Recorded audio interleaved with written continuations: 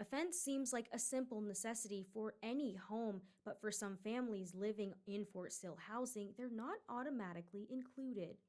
This is the first base we've lived at where we've had to pay for a fence out of pocket, on top of like already paying rent on base. Because of this, families have the option between buying a permanent fence for their base housing or renting a fence from contracted companies, which allows families living on post to rent residential fences for their home rather than paying for a permanent fence in a place they may not stay long term. So you could either pay monthly, and it's like more expensive if you pay monthly than it is to pay like a lump sum. It can be removed whenever. If you personally want to go through housing, there's like a ton of rules that you have to follow.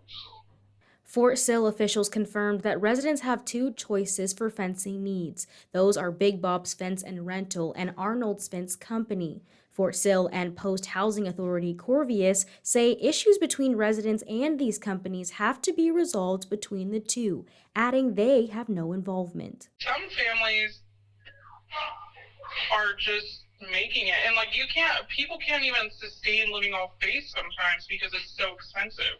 On top of inconvenience, several military couples have said the line of communication with those companies has been less than clear, especially as far as money is concerned.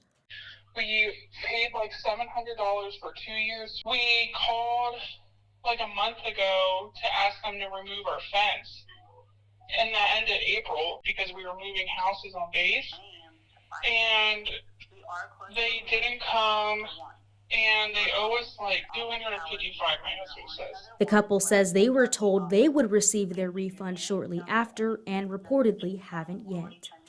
We've left the messages because that's the only way you can contact them is just leaving a message, and nobody returns your call.